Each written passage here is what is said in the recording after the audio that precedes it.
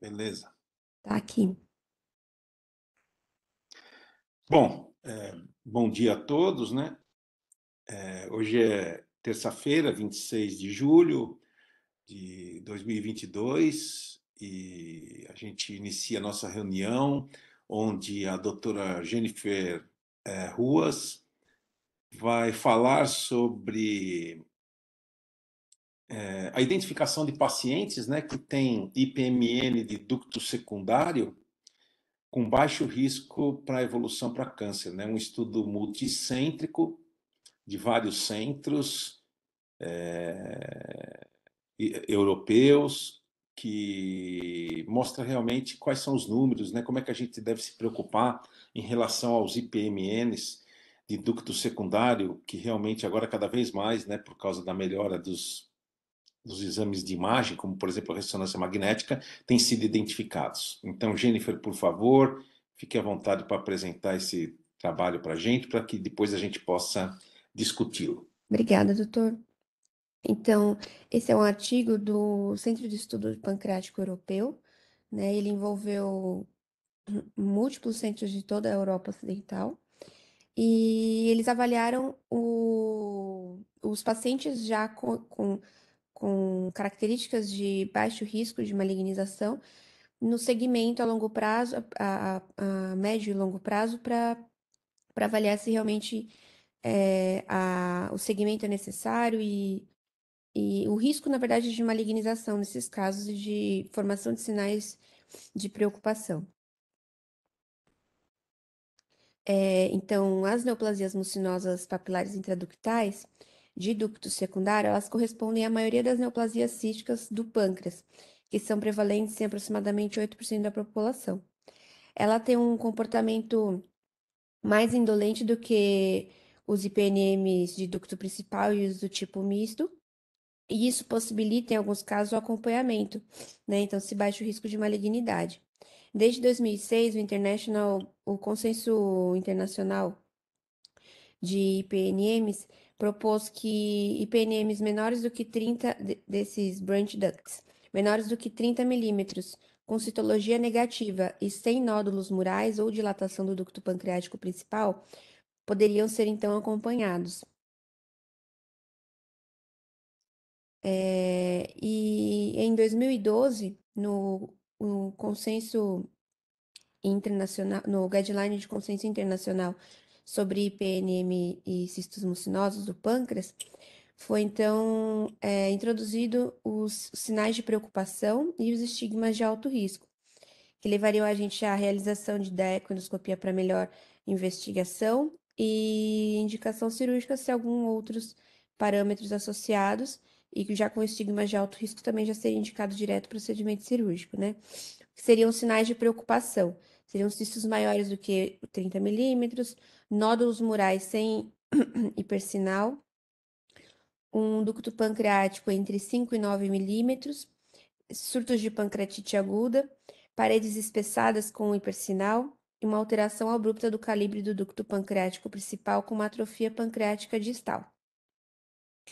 E considerados estigmas de alto risco, então mais chances de ter uma displasia de alto grau, um carcinoma invasivo, sintomas maiores como a icterícia, pioras do diabetes, nódulos murais hipercaptantes, a presença de células malignas na citologia e um ducto pancreático principal maior do que 10 milímetros. Sendo necessários, então, sendo então proposto nesse guideline a vigilância das lesões que não tinham essas características, nem sinais de preocupação nem estigmas de alto risco. Então, e o guideline da Sociedade Americana de Gastroenterologia, mais recentemente, propôs uma abordagem mais liberal. Ele incluiu uma descontinuação da vigilância após 5 anos sem mudanças significativas no quadro clínico e radiológico nessas lesões de baixo grau ou de baixo risco.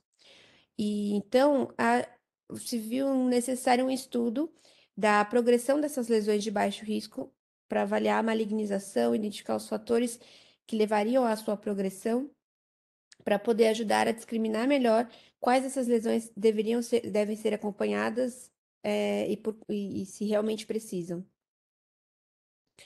Então, o objetivo desse estudo foi descrever a história natural dos IPNMs branch ducts, né, de ductos secundários de baixo risco, identificar fatores de risco para o desenvolvimento de sinais de preocupação e os estigmas de alto risco, e eventualmente definir um subgrupo de pacientes com baixo ou sem risco de progressão com o tempo.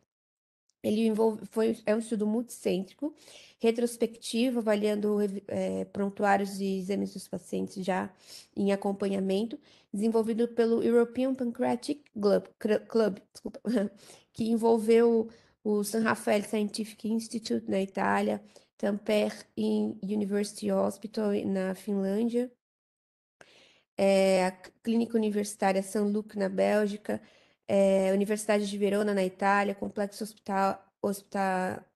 de Hospitais de Navarra, o Hospital Universitário de Santiago de Compostela na Espanha e o Hospital San Andrea na Itália. Foram incluídos todos os pacientes consecutivos com diagnósticos de PNM de baixo risco, sobre vigilância, com segmento que tinham um segmento mínimo de 24 meses. Foram excluídos os pacientes em menores de 18 anos, com cirurgia pancreática prévia e com algum sinal de preocupação ou estigma de alto risco. Incluídos os pacientes de janeiro de 2006 a dezembro de 2015. Foi considerado um diagnóstico de certeza do IPNM Branch Duct a análise citológica ou histológica por punção ecoguiada e o diagnóstico presuntivo com a presença de um ou mais ductos secundários dilatados comunicando com o ducto pancreático principal não dilatado, sendo este menor do que 3 centímetros, 3 milímetros em exame de alta resolução, a ressonância, tomografia ou o ultrassom endoscópico. E na vigilância foi realizada uma combinação de métodos, geralmente a ressonância magnética com a tomografia e o ultrassom ecoguiado. Em alguns casos era realizada no grupo italiano o ultrassom abdominal, mas sempre como um adjunto da eco ou da ressonância. Foi considerada indicação cirúrgica relativa se tivesse alguma presença de sinal de preocupação e absoluta na presença de estigmas de alto risco. O endpoint primário desse estudo foi o desenvolvimento de sinais de preocupação ou estigmas de alto risco na vigilância, e o endpoint secundário foi o desenvolvimento de malignização confirmada das lesões por punção confirmadas pela histologia ou citologia por punção ecoguiada.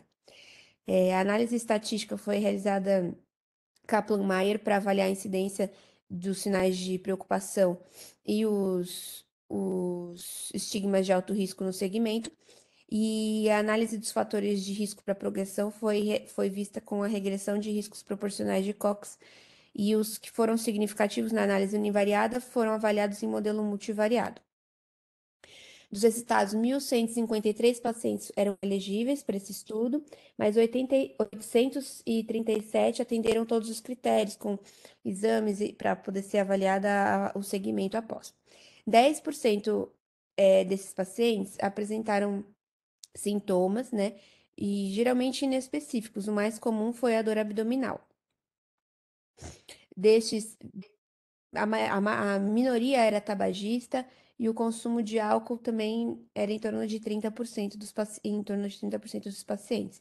O diabetes foi visto em 12% nessa amostra, né? E foi mais prevalente no sexo feminino do que no masculino. O intervalo médio de follow-up foi de 13,5 meses. Alguns centros, foi visto que nos follow-ups, alguns centros eles eram mais orientados por controle radiológico. O centro 1 ao 4, por exemplo, tinha uma proporção maior de exames de ressonância magnética e tomografia do que de ultrassom ecoguiado, que era uma minoria. E nesse grupo tinha incluído 465 pacientes. Já dos centros 5 ao 8º, eles eram mais orientados pela equipe endoscópica. Então, foi realizado mais ecoendoscopias e esse grupo, então, teve um N de 372 pacientes. Foi visto nesse estudo o aparecimento de sinais de preocupação ou estigmas de alto risco na vigilância em 155 e 13 pacientes, respectivamente. E teve uma incidência cumulativa desses sinais de malignização de 18,7% em 5 anos, na amostra total.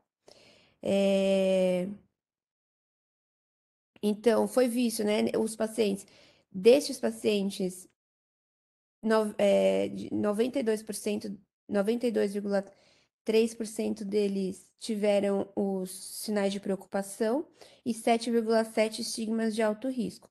Dentre os sinais de preocupação, o mais comum foi o tamanho, sendo maior do que 30 milímetros, seguido de presença de nódulos murais não com hipersinal na eco, na ressonância. E os estigmas de alto risco, que envolviam 7,7% dos casos, o achado mais frequente foi a presença de componente sólido com hipersinal, seguido de um ducto pancreático principal dilatado de mais de 10 milímetros. Então, dos 168 pacientes que tinham algum desses sinais, 78% não foram operados. E no final do segmento, eles acabaram não evoluindo com progressão para carcinoma pancreático, né? Dos 40 pacientes operados, incluíam 36 com worsen features ou com sinais, com estigmas de alto risco. Desses 36 com esses sinais, 9 apresentaram displasia de alto grau e 9 câncer invasivo, sendo um deles um tumor irressecável na laparoscopia, visto na laparoscopia, e era um paciente que ele tinha um IPNM pequeno, de baixo risco. No ano seguinte, ele evoluiu com uma mudança para um tipo misto, né? E aí já foi indicada o procedimento e foi visto como já invasivo. 6% dos pacientes, dos 168, né, pacientes que tinham tiveram sinais de alto risco ou sinais de preocupação, desculpa, 6% tiveram estigmas de alto risco. Mas foi realizada então a punção ecoguiada nesses pacientes e não foi visto uma citologia positiva para malignidade. Como eles tinham comorbidades, se recusaram a operar devido ao risco aumentado de complicações do procedimento cirúrgico, eles não operaram por este motivo. A taxa de malignidade de toda a corte foi de 2,2%, sendo 1,1% de câncer invasivo. Quando quando eles consideraram apenas os pacientes com sinais de preocupação ou estigmas de alto risco, essa taxa de malignidade subiu para 10,1%, sendo 5,4% de câncer invasivo. Então, os fatores que foram vistos, os fatores associados com o desenvolvimento desses sinais de preocupação ou estigmas de alto risco. Na análise univariada, e depois confirmada na multivariada, o que foi considerado significativo foram os nódulos localizados, ou seja, a presença de um nódulo apenas e não diversos, né, difusos pelo parênquima pancreático, um ducto pancreático principal maior do que 3 milímetros e tamanho do cisto maior do que 15 milímetros e sintomas, e sendo o principal deles a dor abdominal. Após o ajuste para esses fatores, né, a localização, a dor abdominal, o tamanho, foi visto que a detecção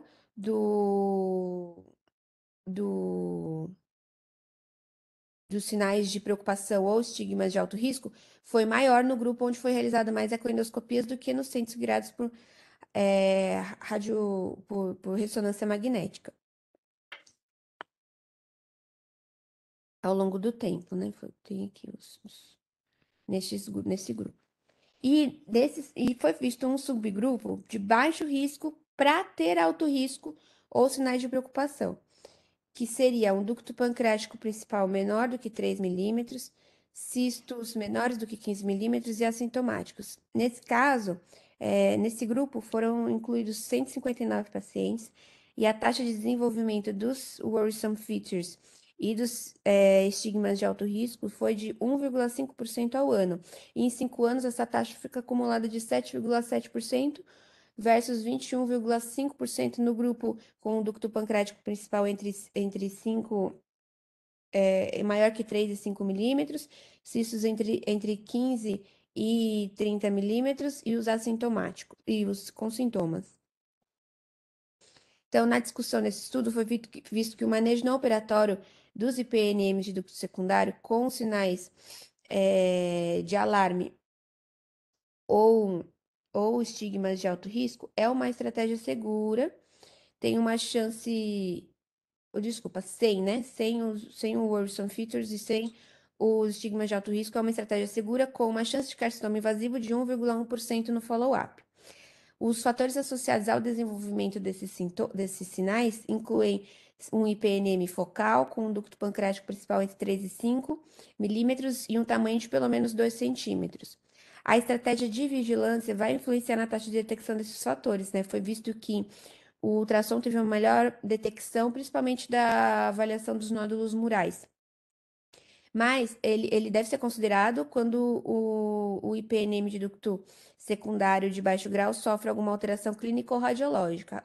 A ressonância ela ainda tem uma sensibilidade melhor para a detecção dos IPNMs em si, né? Com a avaliação da comunicação entre o ducto pancreático principal e a dilatação cística. As limitações desse estudo, é um estudo retrospectivo, ele teve estratégias de follow-up heterogêneas devido a ser de multicentros e o caráter retrospectivo também. E a avaliação do grupo, que eu achei, né, não sei, a avaliação do grupo do estigma de alto risco de sinais preocupantes, ela poderia ser separada para a gente ver o risco de cada um desses também, aproveitar, né, já que tem todos esses dados e ver quanto de alto risco, de estigmas de alto risco malignizaram, realmente confirmaram e ser malignos, e os sinais preocupantes também, que não foi realizado. Então era isso. Muito obrigado, Jennifer. Antes de iniciar a discussão, eu queria te fazer uma pergunta, Jennifer.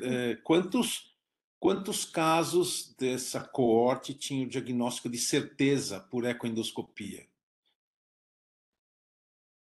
De certeza por ecoendoscopia. Até aqui, deixa eu achar.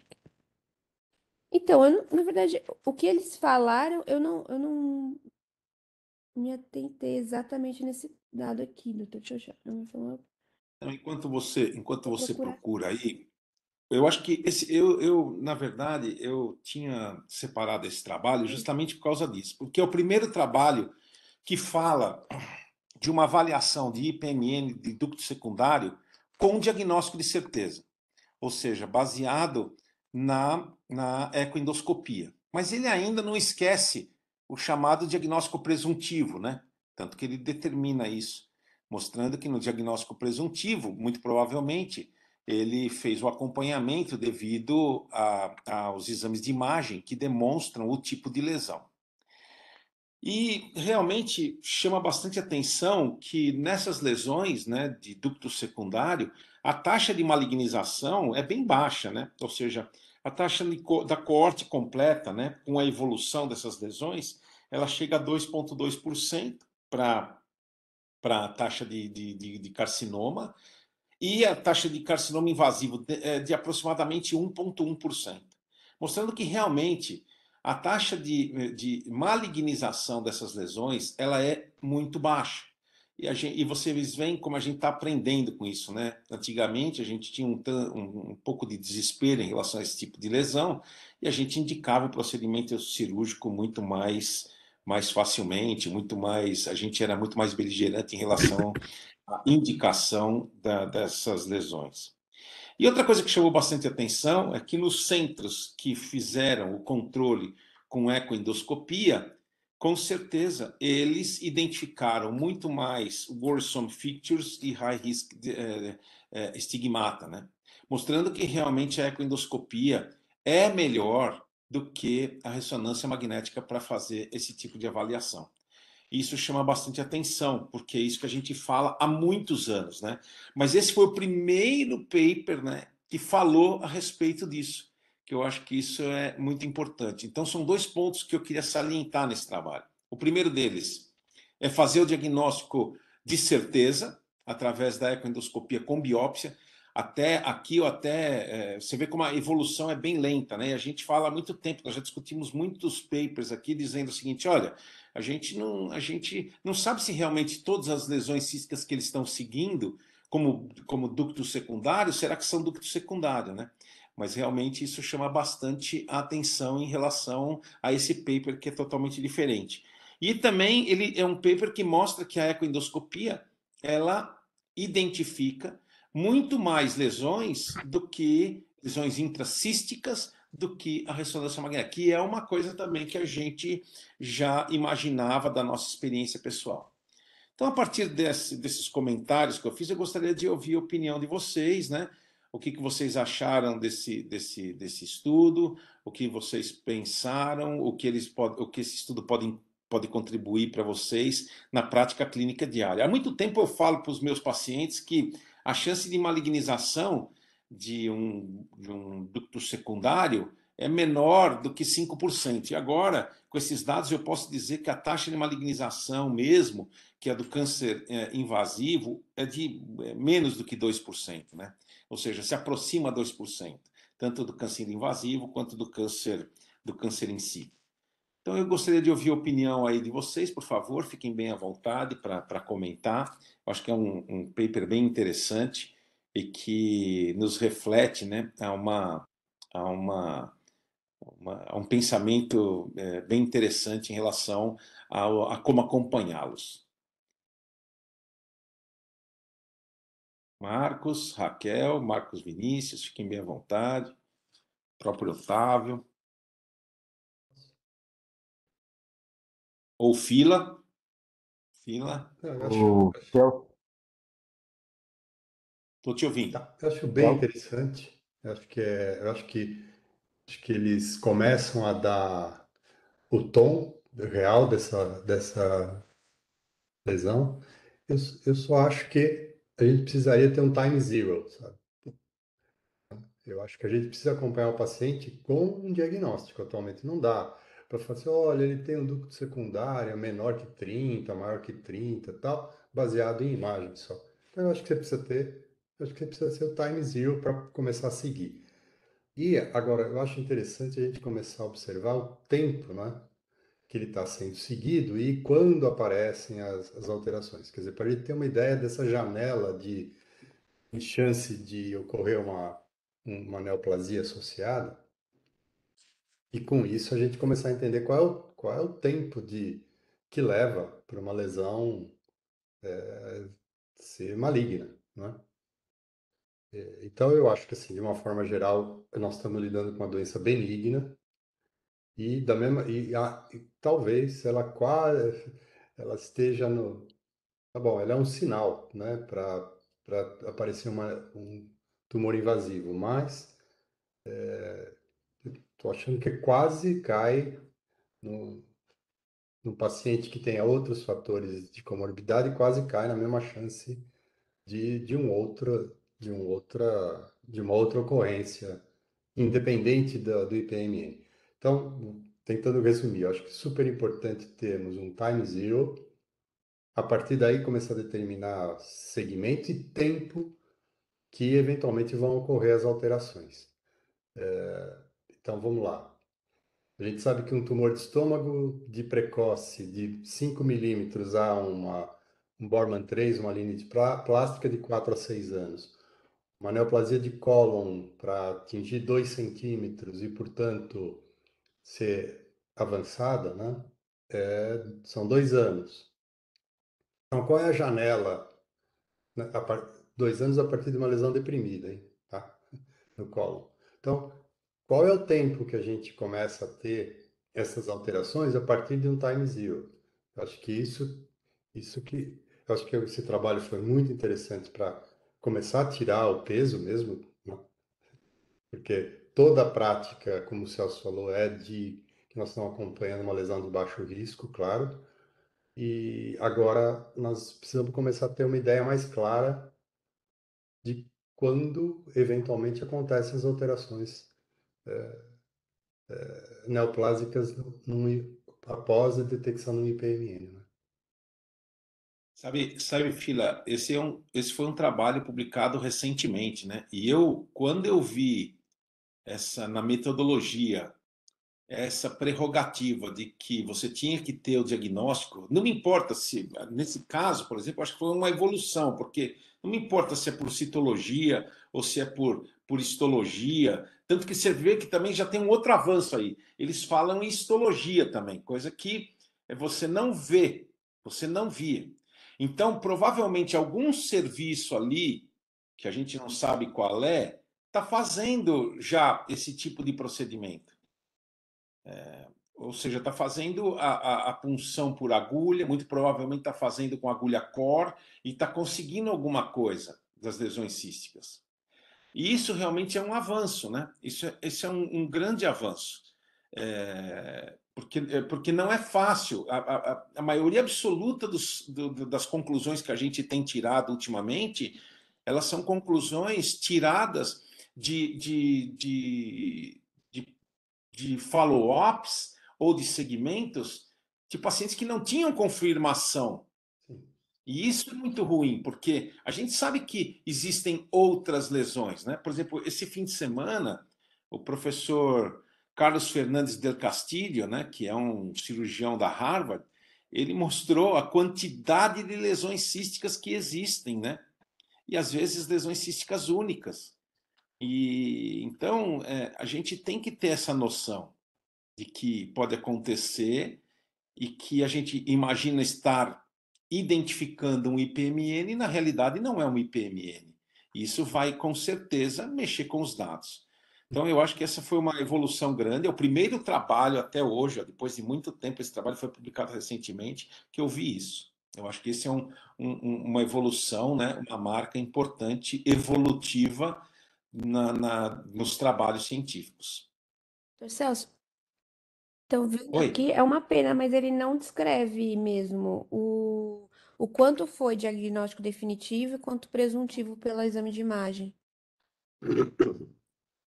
Eu imaginava isso, por isso Interessante. que eu fiz essa pergunta. Eu também não tinha achado, né? Fala, Humberto, bom dia. Bom dia a todos. A Jennifer deu a resposta para mim agora da minha pergunta, né? Porque metade dos pacientes foram seguidos por ressonância.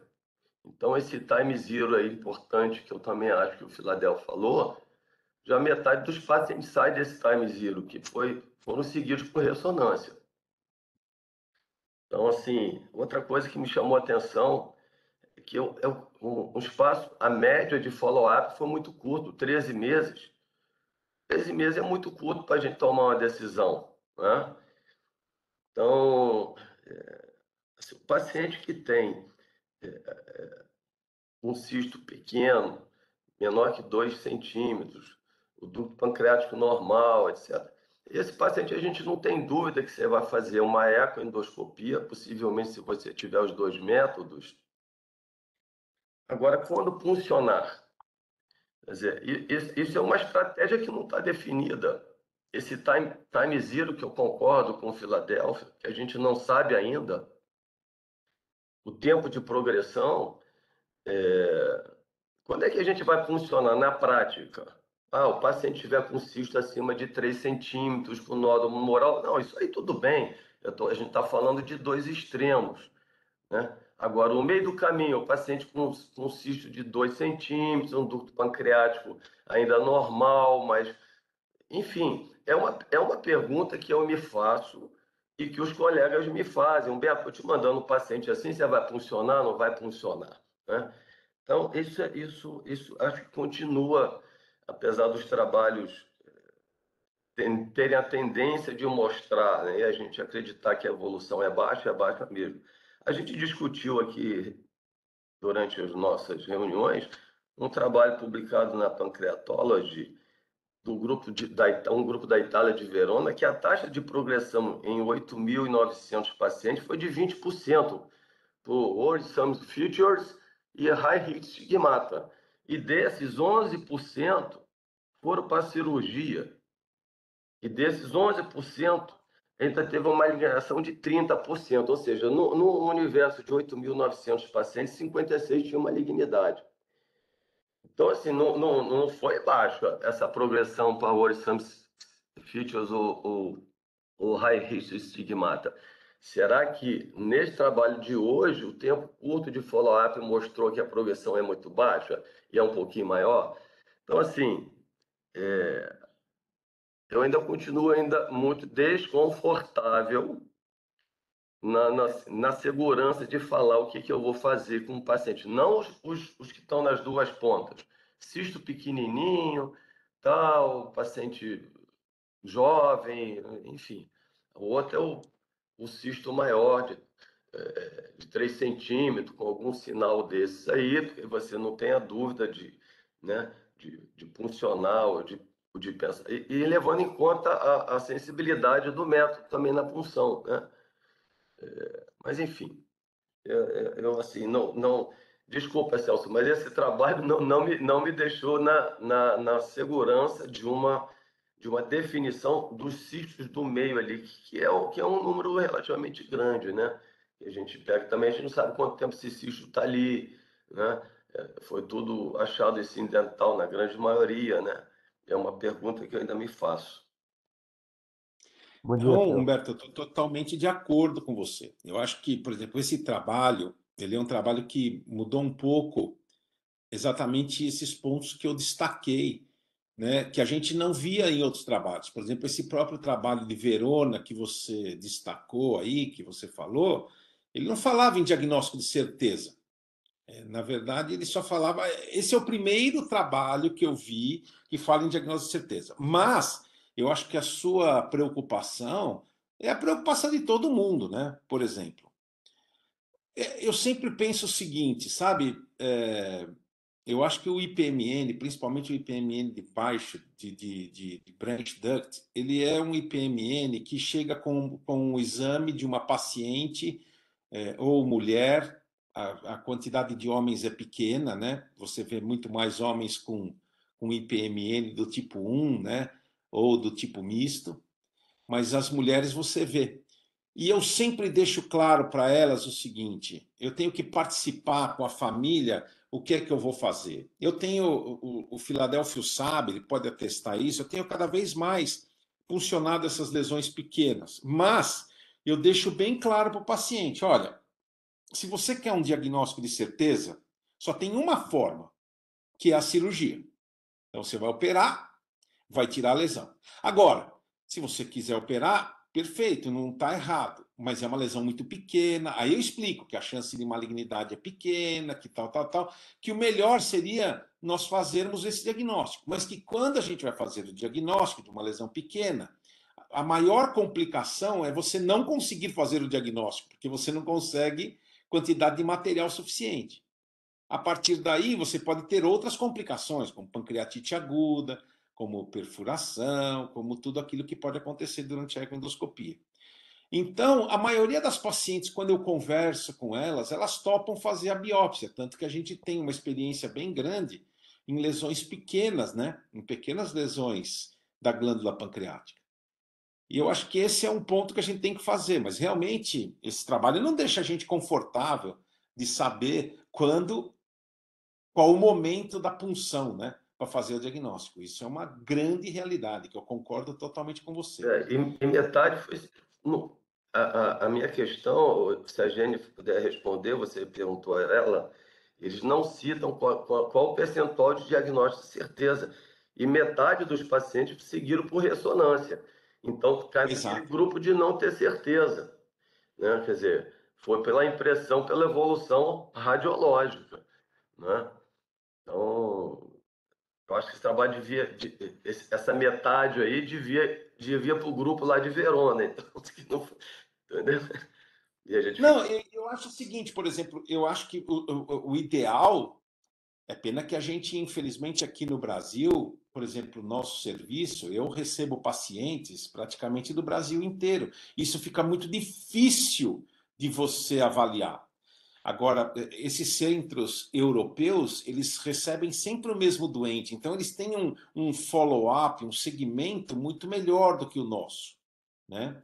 Agora, é muito difícil a gente determinar isso, né? E você apontou bem aquilo que eu acho que é a grande dificuldade desse trabalho.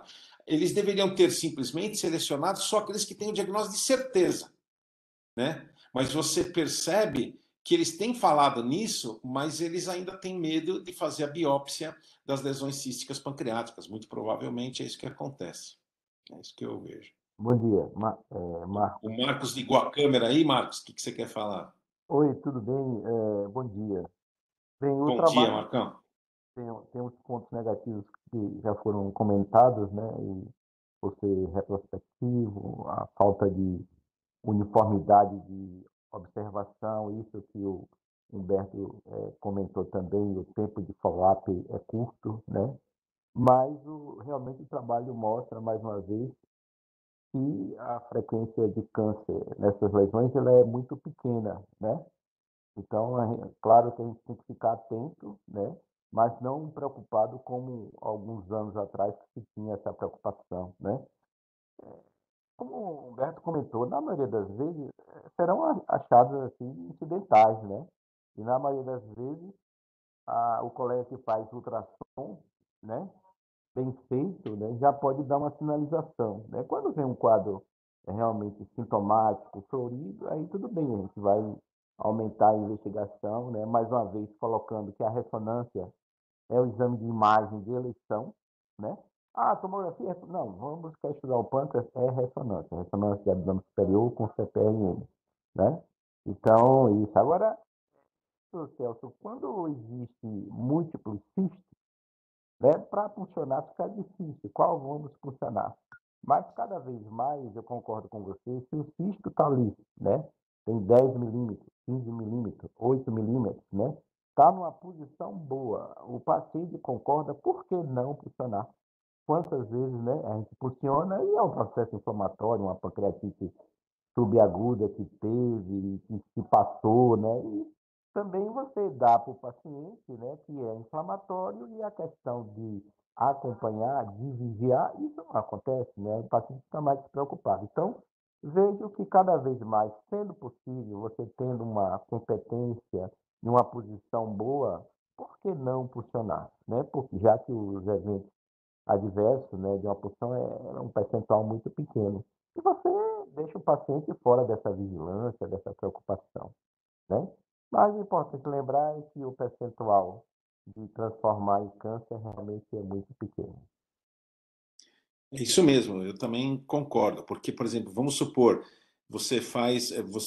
eu já tive vários casos, não foram somente um ou dois casos, mas eu me lembro de alguns casos que, por exemplo, estavam sendo acompanhados como IPMN de ducto secundário, aí eu fiz a biópsia, um deles veio tumor neuroendócrino, que teve que ser operado mesmo, e outro veio, por exemplo, um cistoadenoma seroso. Já tive linfangioma também sendo acompanhado como IPMN e ducto secundário.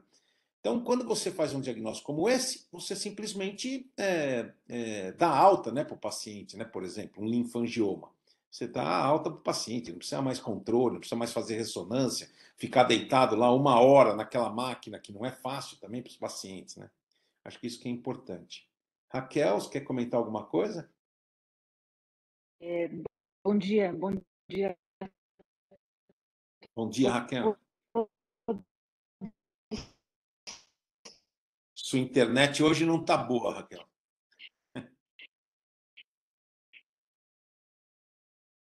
Nós não estamos te ouvindo. Essa observação que você colocou muito importante, que a obtenção de um resultado não... Puxa vida, está me ouvindo? Tô. Às vezes corta. Às vezes corta. Acho que a sua internet não está boa. Eu vou tentar melhorar, depois eu volto a falar com vocês. Tá bom, tá bom. Posso falar, então? Claro, Otávio, pode falar. Bom dia, pessoal.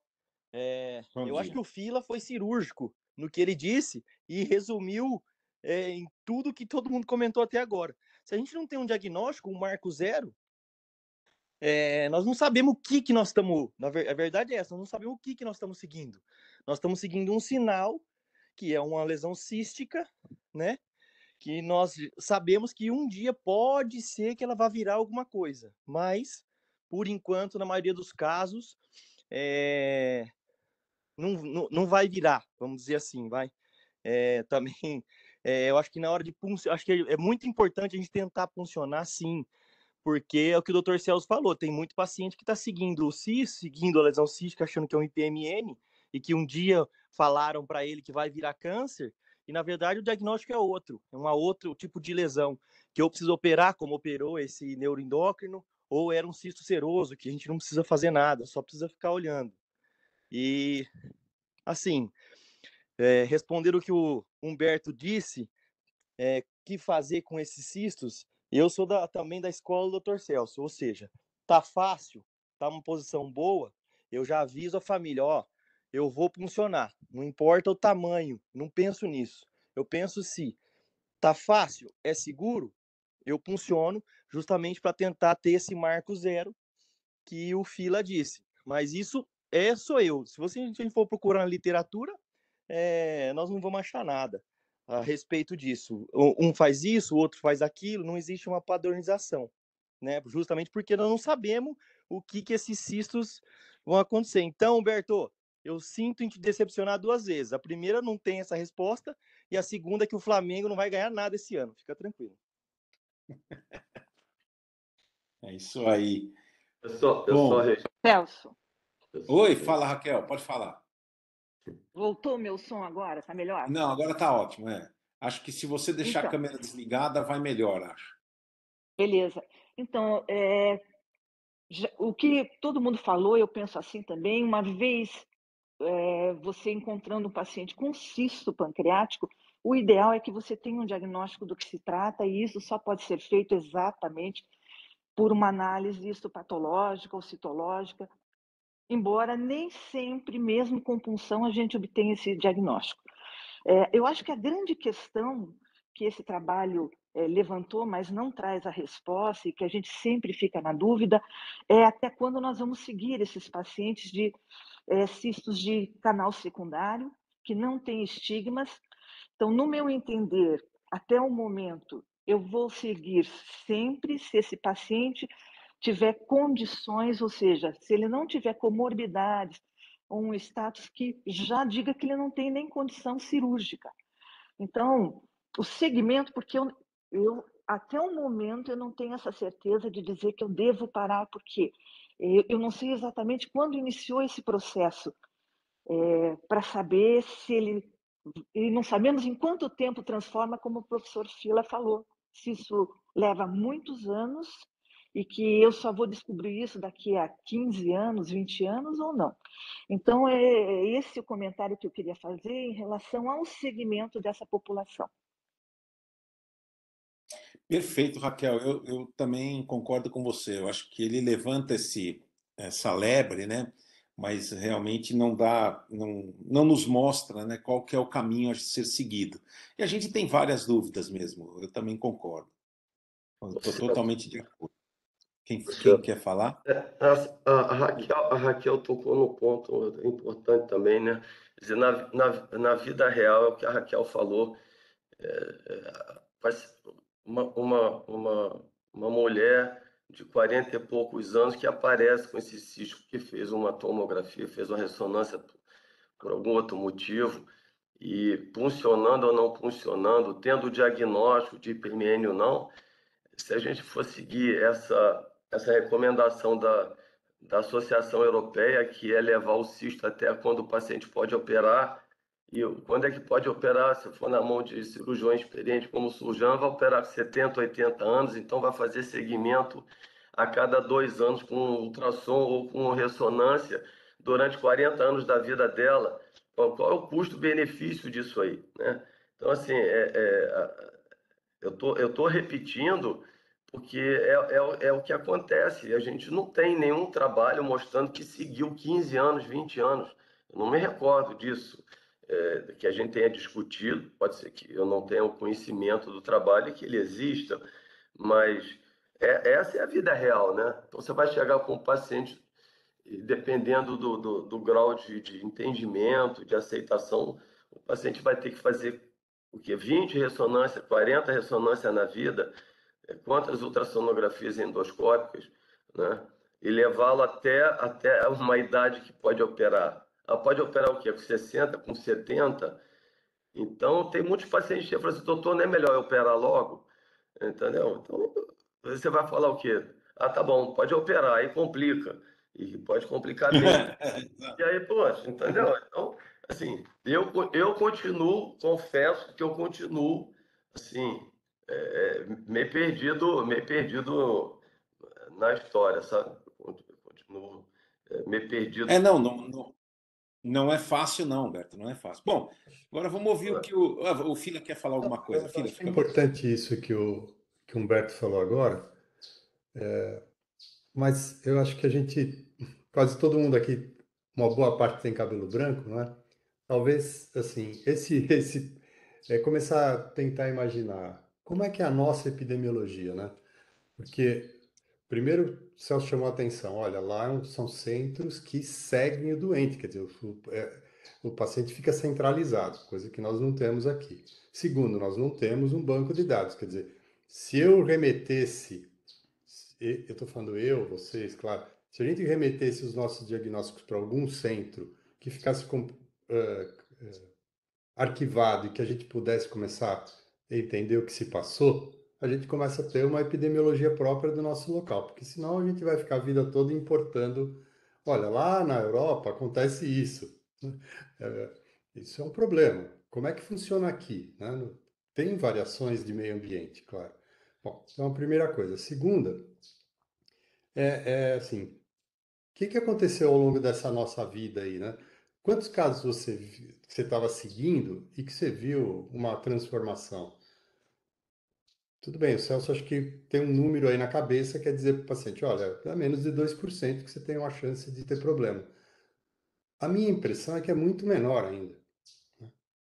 A minha também. Né? A minha também. Isso, então. Mas quer dizer, mas infelizmente, é baseado aqui no nosso dia a dia. A gente não tem realmente um segmento, a gente não tem, assim, quando acontece. E, de novo, eu acho que o tamanho do cisto não é por conta do tamanho, não, né?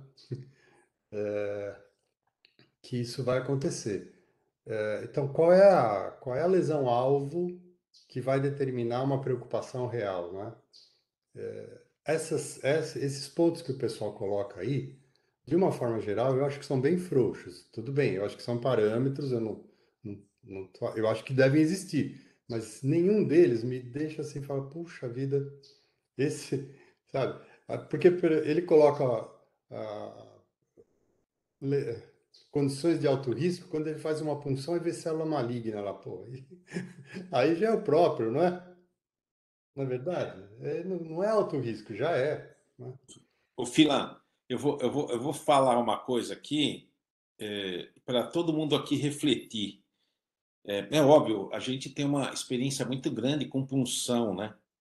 Mas eu hoje estou chegando à conclusão que, veja bem, IPMN de ducto secundário é praticamente semelhante, a gente pode dizer que a sua, entre aspas, evolução e características, sob o ponto de vista, entre aspas, filosófico, é praticamente igual ao esôfago de Barrett, né?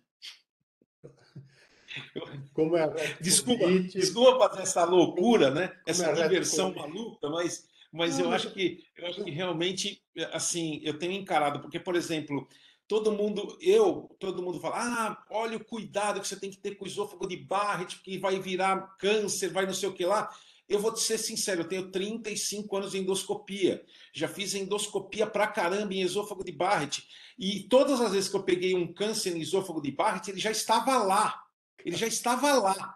Não é um câncer que, por exemplo, eu venho acompanhando, e eu já fiz isso na SPAD, entendeu? Já fiz pergunta dessa no DDW, e nunca ninguém me disse assim: olha, eu acompanho um doente por 5 anos, e no 5º ano, 6º ano, 7º ano, eu encontrei um câncer naquele Barrett. Eu nunca vi, eu falo a verdade. Eu não sei se eu estou errado. Por favor, você que é o patologista, você pode me corrigir, pode bater do jeito que você quiser. Não, eu já falei, eu já falei isso uma vez, vou falar de novo. Eu fazia mais de 1.000 casos, bem mais de 1.000 casos de biópsias de Barrett por ano, né? Imaginando que eu era um centro de referência, onde eu recebia muita revisão de casos que vinham de fora com diagnóstico de displasia, né? Então, é isso. Ao longo de toda a minha vida, assim, eu via no máximo um caso de adenocarcinoma num Barrett. No máximo um caso. Isso foi diminuindo muito ao longo do tempo. Por quê? Nunca mais a gente viu Barrett enorme. Barrett enorme era lá nos primórdios, né? Primeiro. Segundo, ah, ah, os casos que a gente seguiu para fazer uma tese lá, que seguimos 10 anos, nenhum caso teve adenocarcinoma. 10 anos. Então, eu acho que assim, tudo que se coloca na literatura como, olha, lesão precursora, por exemplo, a teoria do câncer gástrico lá, que é metaplasia intestinal, displasia e câncer, pô, isso não existe, né? Isso é uma asneira, assim, né? Senão, você teria que fazer gastrectomia em todo japonês, que começa a ter metaplasia intestinal aos 20 anos de idade. Aqui você pega idosos de 90 anos sem metaplasia intestinal, quer dizer, a epidemiologia nossa é diferente. Então, não tem por que pensar dessa forma, né? Estados Unidos falar que, olha, tem Helicobacter, tem metaplasia intestinal e tem câncer. Tem câncer de estômago nos Estados Unidos? Não tem. Entendeu? Então eu acho que isso é importante. O que a gente precisa entender olha, eu biopsiei uma lesão que tem aspecto, que a morfologia dela, a ecoendoscopia é distinta e a patologia também será distinta. Aí, pronto, nós estamos frente a uma neoplasia. Não invasiva, eventualmente, mas é uma neoplasia. Não tem nada a ver com tamanho, tem, tem a ver como ela nasceu, não é? É isso mesmo. De uma É forma isso geral, mesmo. os IPMNs, a imensa maioria deles, o aspecto histológico é de uma hiperplasia, tá certo? Isso aí. Eventualmente, eles fazem as papilas, né? Não é sempre que a gente vê isso, né? Então, de uma forma geral, nós estamos lidando com uma lesão, de uma forma geral, de baixo risco, de muito baixo risco, eu acho.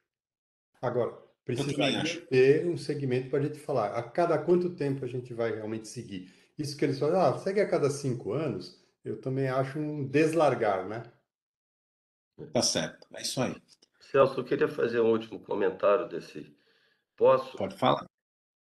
Assim, o Fila falou na questão aí do segmento, né? A gente está falando nisso, e a Jennifer citou aí a Associação Americana que depois de 5 anos de segmento está parando. Tem uma recomendação de parar, em função daquilo que eu falei. Vai seguir por quanto tempo? A vida toda, né? Em relação a essa analogia que você fez, eu vou um pouquinho a mais. Concordo com você. Quando você chega com um diagnóstico de esôfago de Barrett, na verdade é uma metaplasia juncional de uma transição esôfago-gástrica, epitelial esôfago-gástrica irregular, o doente vai na internet, vê Barrett e pode malignizar. Então, infernizou a vida do paciente, infernizou a vida do médico, né, da gente.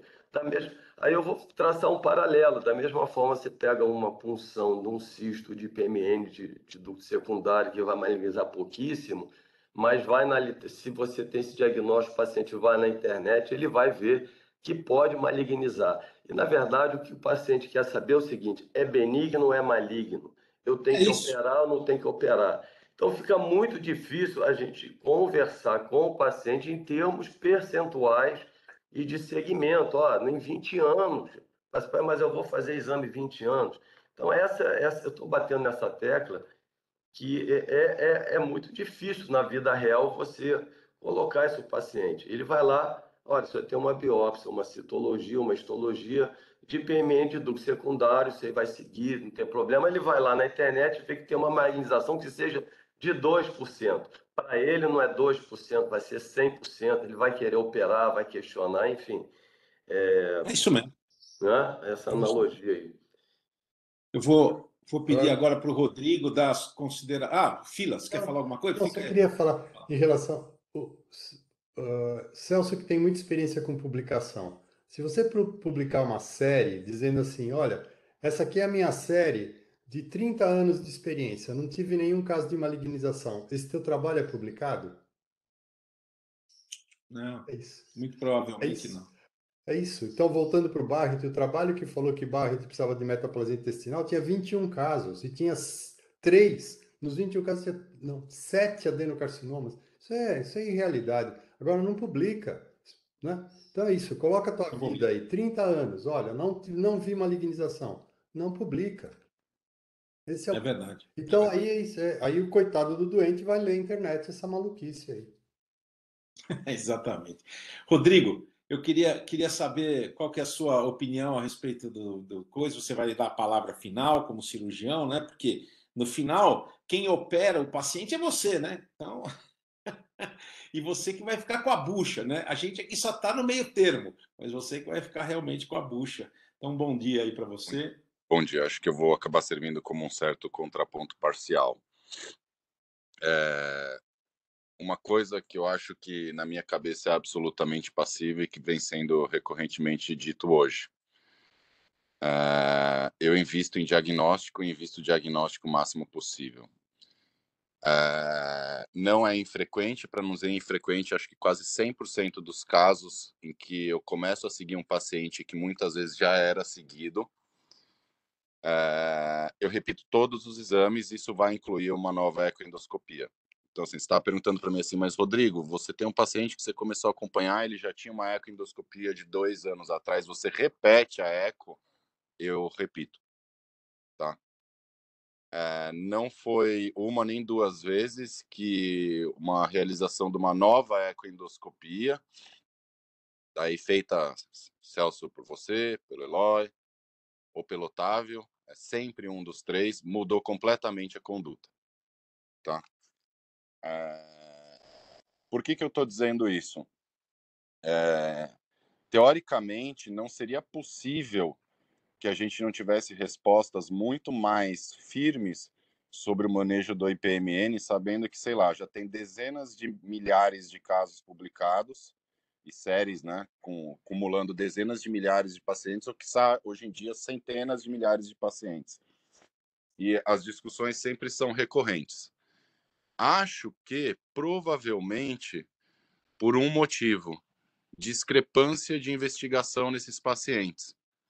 Então, assim, discrepância de forma de investigação. Vou dizer aqui para vocês, e não quero que isso soe da maneira errada, mas, assim, a discrepância na forma de realização da ecoendoscopia, a discrepância na forma de obtenção de material de ecoendoscopia. Então, ou quando obter material em ecoendoscopia. O que faz com que, na verdade, mesmo no momento zero do início de um trabalho científico, a gente já tem grupos extremamente heterogêneos de pacientes. Quer dizer, não foi todo mundo investigado do mesmo jeito. Não existe um protocolo muito bem definido de como investigar inicialmente esses pacientes. E talvez esse seja um fator extremamente limitante para a gente conseguir fazer uma boa análise do que acontece com esses pacientes. Um segundo fator que eu acho que é muito importante na literatura também é não haver exatamente todos os grupos seguirem mais ou menos o mesmo protocolo de indicação de cirurgia. Então, o que acontece é que a gente tem dezenas de milhares de casos de séries publicadas sem saber exatamente o que fazer até hoje.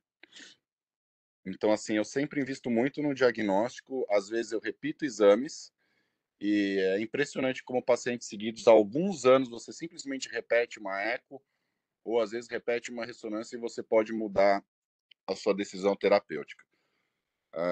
Por isso, Outra coisa que eu queria comentar, aí é meu ponto de contraponto, Celso. Tem uma coisa nesse trabalho que eu não consigo entender. Então, assim, a gente chega num hall de 168 pacientes com worrisome features ou high risk stigmata. Aí 40 desses doentes são operados. A gente não sabe, assim, e 4 deles nem estavam nesse grupo, né? A gente não sabe exatamente o que indicou a cirurgia. Aí já começa a complicar tudo de novo e ninguém fala sobre isso. E aí sempre entra nessa história. Alguns pacientes que não quiseram operar, outros operaram. Aí 4 que não eram do grupo foram operados, a gente não sabe por quê. Mas quando a gente pega isoladamente esses 40 pacientes, 18 tinham displasia de alto grau ou adenocarcinoma de pâncreas. Quer dizer, em 1/4 da amostragem de que foi operado, a gente chegou tarde demais, né? Então a gente chegou potencialmente para um doente que, mesmo sendo operado, pode não ser mais curável. Quer dizer, ele vai morrer desta patologia. E, por outro lado, a gente pega aqueles 130 e poucos que estavam no mesmo grupo de risco, entre aspas. Quer dizer, de um lado a gente tem 25% de 40 pacientes que tinham câncer. A gente não sabe por que eles foram diferenciados do mesmo grupo de risco. Quer dizer, a gente parte de um grupo de 168 pacientes. Aí aqueles 130 e poucos, ninguém teve câncer. Aí fica para mim um pouco difícil de entender essa lógica e essa dinâmica. Quer dizer, o que foi para a cirurgia que eles tiveram uma precisão tão grande dos 40, 25% ter câncer, mas nenhum do que eles não operaram teve câncer. A princípio, exatamente. tirando do mesmo grupo. Na minha cabeça, Exatamente. ainda tem uma coisa que talvez seja a próxima coisa que eu vá estudar, e acho que a gente tem que contar muito com vocês, e eu vou contar muito com vocês e vou contar muito com o Fila para isso. É assim, por um lado, a gente está falando de lesões, gente, que tem alteração de expressão e, às vezes, mutações do Carras e do GNAS. Quer dizer, tem trabalhos até que mostram a diferenciação entre neoplasia cística mucinosa e IPMN e outros tipos de cistos através da avaliação de mutação de GNAS e de Carras. Quer dizer, assim, o IPMN pode ter mutação de ambos. O mucinoso, geralmente, a neoplasia cística mucinosa geralmente vai ter só a mutação do Carras. Quer dizer, eu não sei se mesmo naqueles que a gente tem um epitélio não inicialmente já agressivo malignizado, a gente pode ter esse grau de tranquilidade hoje ainda do que a gente teria, por exemplo, no esôfago de Barrett, que aí eu compartilho com vocês o mesmo grau de tranquilidade em relação à via carcinogênica. Mas era só isso mesmo. Obrigado, gente. Fala, Fila, último comentário do Fila, depois nós vamos passar para o caso. Não, eu tenho um receio da gente colocar, porque tem mutação de Carras, tem câncer. Nós estamos engatinhando aí nisso. Eu não sou o cara mais experiente nisso, mas, de novo, se vocês me permitirem comparar com a onda de lesão serrilhada, porque tem mutação e vira câncer, eu vou dar um spoiler. Acabei de apoiar a tese de doutorado do Arthur, com segmento de mais de 10 anos. A gente não teve nenhum caso invasivo nas lesões de padrão serrilhado ao longo dos 10 anos, e com lesão deprimida a gente teve 5% de adenocarcinoma. Tá? Então, assim, por favor, eu acho que, assim, claro, a gente não tem, nós estamos acumulando experiência, mas não é porque tem Carras que tem câncer, tá? Eu acho que também tem isso, né? Perfeito. Celso. Oi, quem está falando? Marcos. Ô, Marcos. Bom dia a todos. Eu vou ter que sair da sessão, viu? Que a gente vai ter que começar aqui a trabalhar. Um abraço aí a todos. Bom dia. Falou, Marcos. Um abraço. Bom, muito obrigado aí a todos pelos comentários. Acho que foi uma discussão bem rica. Agora o Fernando vai apresentar um caso para a gente. É um caso simples, mas um caso interessante. Por favor, Fernando, fique bem à vontade. Bom dia, pessoal. Bom dia a todos.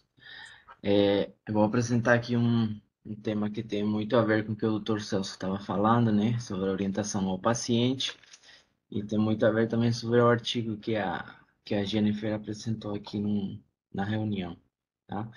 Essa paciente é uma paciente de sexo feminino, de 63 anos. Ela não tinha nenhum sintoma, no caso, quando a gente avaliou ela. E ela tinha um antecedente de até apresentar na ressonância de abdômen superior uma discreta dilatação do colédoco de 52 milímetros e uma discreta dilatação do ducto pancreático principal de 71 milímetros, tá? Isso foi o relevante da imagem da paciente. Eu vou mostrar aqui para vocês a ressonância dessa paciente, que dá para ver. Não sei se vocês conseguem distinguir aqui na setinha vermelha a dilatação do ducto, tá? Que a paciente tem. Tem outros cortes mais para frente, tá bom? Aqui tem uns pequenos nódulos nela, tá? Que é pancreático, tá? São múltiplos nódulos e nessa imagem aqui vocês podem ver o colédoco e o ducto pancreático principal, que eles se encontram bem dilatados. Tá bom? Aqui nessa imagem também, o que a gente mais percebe nessas imagens são os nódulos e a dilatação, tá? Aqui, tá? Nesse outro corte aqui, o colédoco e o ducto pancreático, tá? Eles laudaram como dilatação de 0,7 centímetros, tá? E consideraram a hipótese diagnóstica de uma neoplasia intraductal produtora de mucina, tá? Aí a paciente realizou uma ecoendoscopia no nosso serviço, tá? Foi visto múltiplos nódulos, tá? Do pâncreas, todos eles menores do que 1 centímetro, tá? Nenhum chegava a 1 centímetro, nem perto de 1 centímetro, tá? E a dilatação do ducto pancreático principal, tá? Aproximadamente 62 milímetros, que foi 61, 62, como você pode ver aqui nessa imagem, tá? E a dilatação do ducto colédoco também, tá? Nesse paciente foi concluído, foi aventada a hipótese diagnóstica de uma neoplasia intraductal papilífera tipo 3, sem nenhum sinal preocupante, tá? Esse paciente não foi realizada a punção, tá? Os nódulos bem pequeno para ser puncionado. E se não me engano, o Dr. Celso ia pedir para a paciente realizar um spyglass, né? Fazer acompanhamento na paciente. O que mais que eu ia falar? Essa paciente, bom, foi esse o caso dela e a gente vai prosseguir com o estudo do caso da paciente. Não dá para escutar o... Nós trouxemos esse caso, né, justamente por causa do trabalho, né, que foi feito, para a gente realmente continuar a discussão, né? Porque eu acho que esse é um caso interessante. Então, é uma paciente, né? Qual a idade mesmo, Fernando? Ela tem... esqueci a idade, só um minutinho. Ela tem 63 anos. 70 anos, né? E ela apresenta na ressonância uma dilatação do ducto pancreático principal e várias áreas microcísticas, né, que o Fernando chamou como nodulares, mas são várias áreas microcísticas que não ultrapassam, nenhuma delas praticamente ultrapassa 1 centímetro, né? E aí essa paciente foi referendada para a ecoendoscopia. E aí eu vou explicar para vocês, e esse é o motivo da discussão, por que eu não puncionei. Primeiro, não puncionei porque tem uma dilatação do ducto pancreático principal, evidente, de 0,7 centímetros. Tem inúmeras formações císticas, das quais, pela ecoendoscopia, eu consegui identificar comunicação dessas lesões císticas, desses cistos, com o ducto pancreático principal, e não encontrei nenhum worrisome features ou high risk stigmata. E essa paciente, além de tudo, era uma paciente assintomática, né? Ela não tinha ficado ictérica, né? Então foi por isso que eu não puncionei. Então agora eu vou abrir a discussão aí para vocês, né? Eu confesso que há alguns anos atrás eu teria puncionado o maior cisto.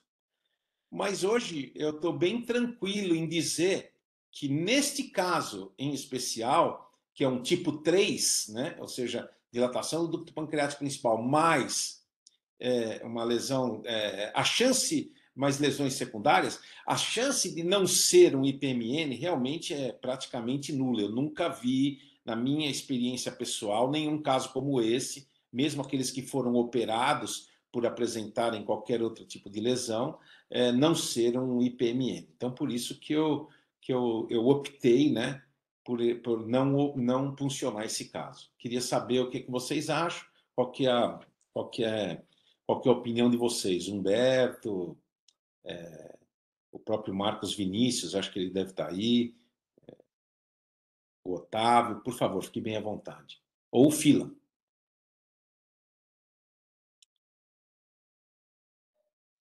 Eu liguei o vídeo aqui, mas eu vou deixar alguém falar primeiro. Não, pode falar, Humberto. Fica bem à vontade, acho que é importante.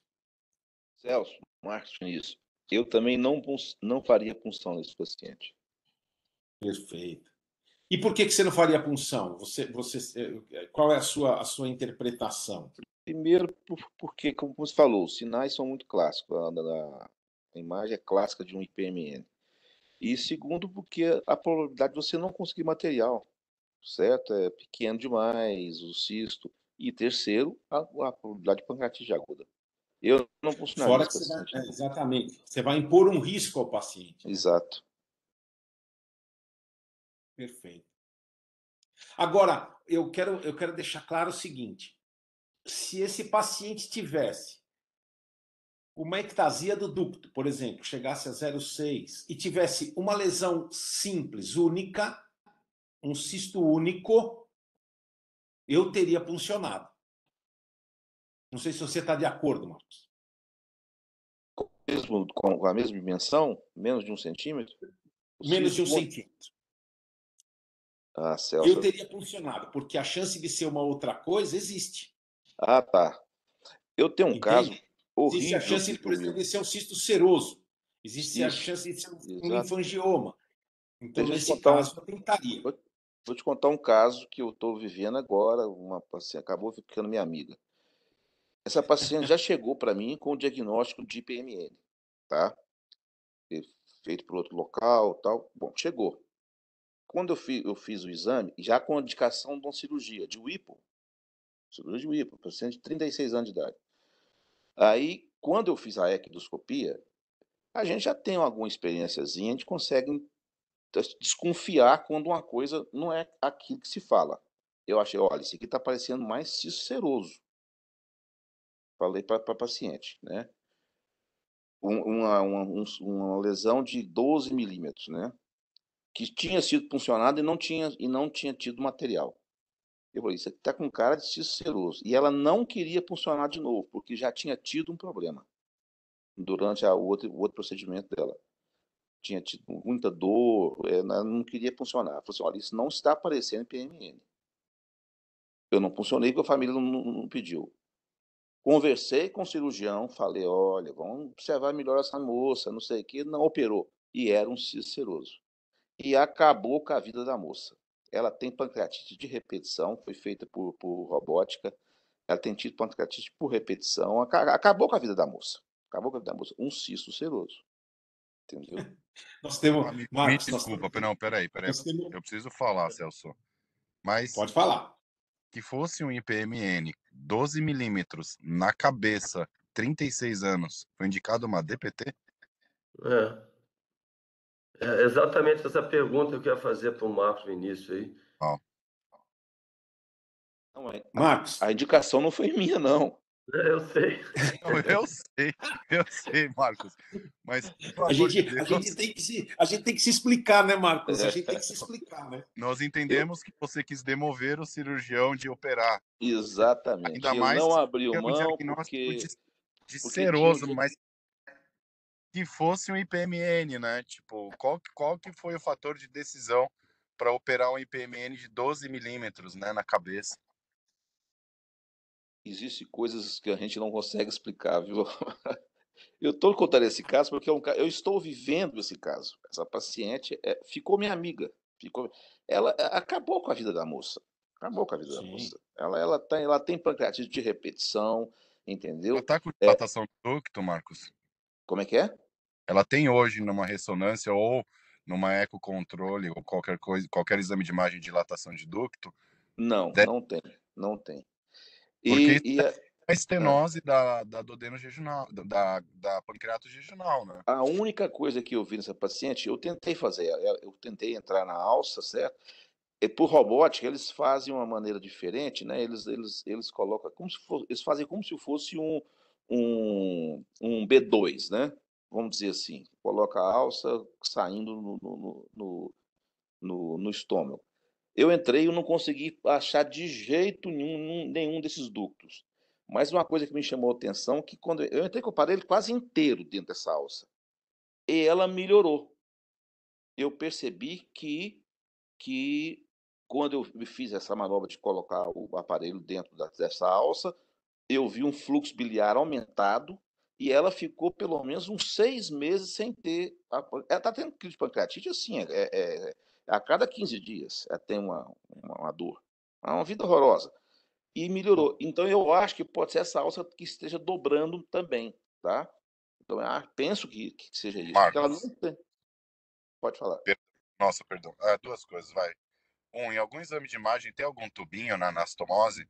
Porque com certeza essa paciente tinha um ducto pancreático fino e Tinha, algumas... não, tinha fino, né? Oi? Normal. Ela tinha um ducto pancreático normal antes da cirurgia. Não, sim, é que quando a gente fala em normal, pra gente é o fininho, entendeu? Né? Os ductos que são mais fáceis de fazer anastomose são ductos dilatados, por exemplo, por Isso. tumor. Ele não foi colocado um tubinho para, assim, um fator que eu acho que tem que ver. Se foi deixado um tubinho, que às vezes a gente coloca uma sonda uretral bem fininha para moldar a ducto mucosa, então isso poderia ser um fator que esteja causando pancreatite. O que você está comentando, acho que é uma possibilidade, que é uma síndrome da alça aferente. Isso. Quer dizer, a alça aferente, que muitas vezes passa transmesocólico, ou às vezes a gente passa pelo próprio trajeto do TRIDES, ela fica um pouco comprimida ali, fica um pouco fechada.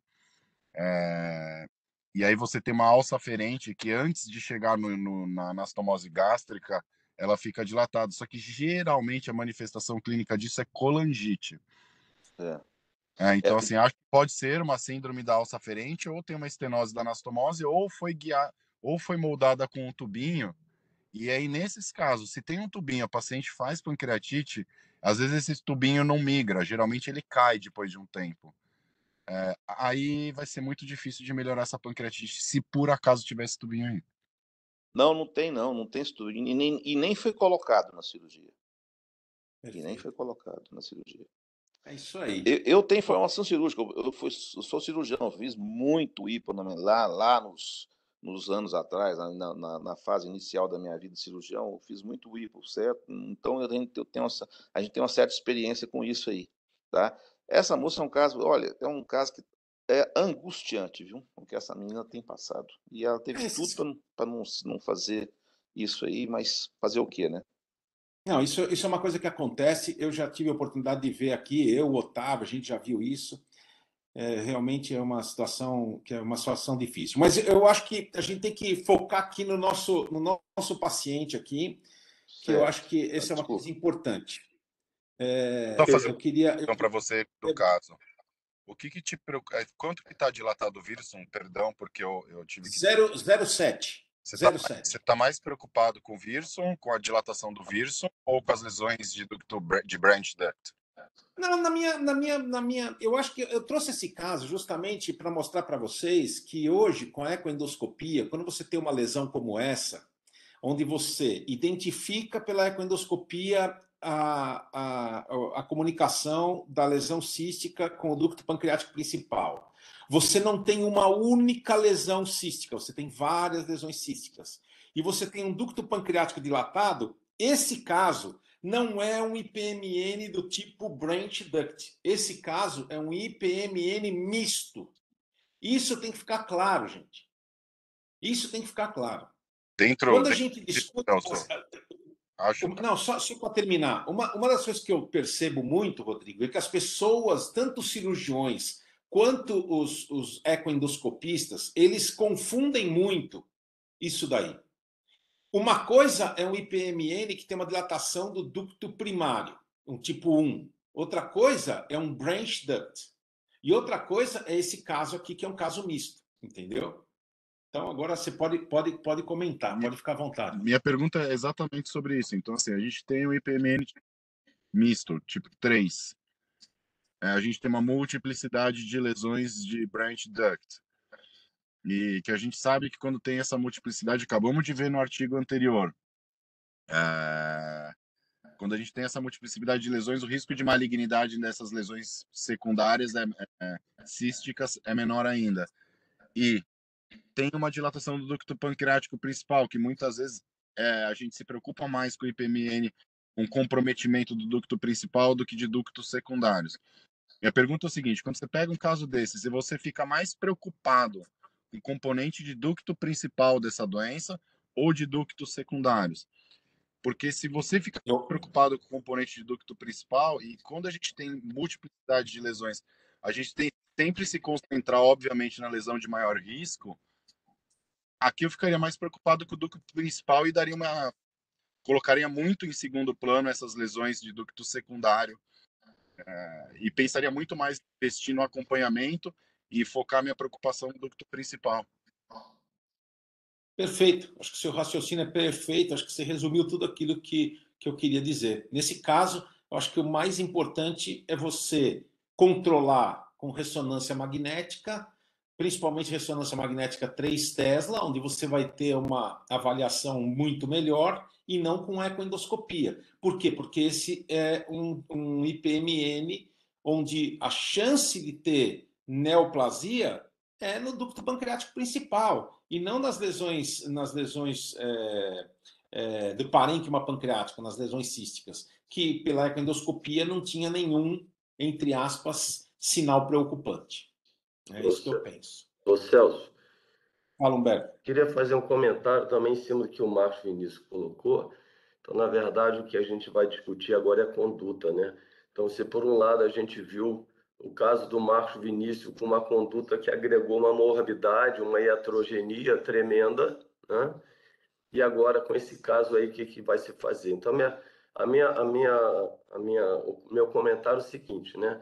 Como você já falou, esse ducto, esse IPMN, ele tem que ser tratado da mesma forma como um IPMN de ducto principal, né?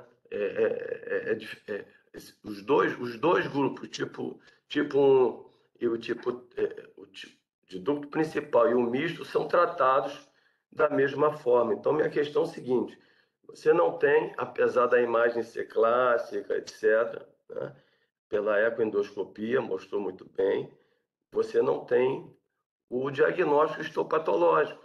Então, a minha pergunta é: não caberia uma pancreatoscopia direta para você ver esse ducto, biopsiar e ter esse como o Fila falou, o time zero da investigação, né?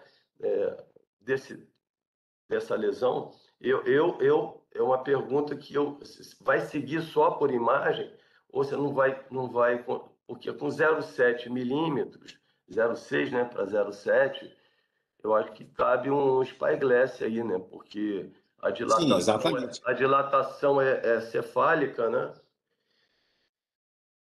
Foi o que nós indicamos, Humberto. Foi o que a gente indicou para esse paciente. Eu não sei se o Fernando tem mais algum slide para esse paciente, nem sei. Mas já esse daí é o último, torcedor. Perfeito. Então, foi o que a gente indicou mesmo. A gente indicou o spyglass, né, para a gente fazer biópsias. Porque se a gente faz biópsias do ducto e encontra, por exemplo, ou a própria imagem do ducto, encontra áreas, por exemplo, finger-likes, né, então a gente faz o diagnóstico mesmo, que eu acho que a gente não vai encontrar, mas a gente tem que fazer biópsia da parede do ducto para fazer o diagnóstico de IPMN.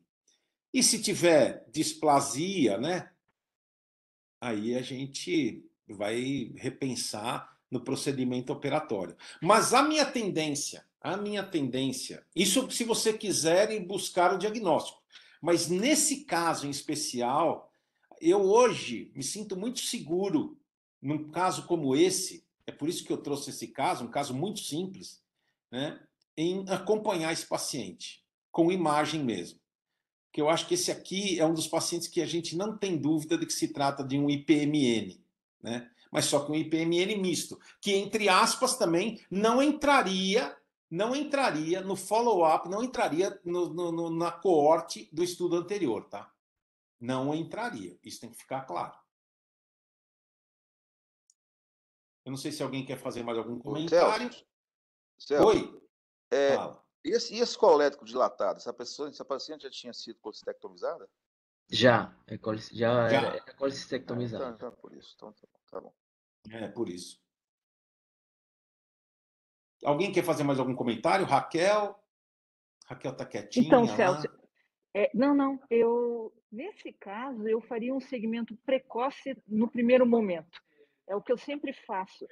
Se eu não sei exatamente o tempo zero, me ajuda ao menos ver precocemente. Isso quer dizer, repetir uma resso. Então, tem que ter uma ressonância de início.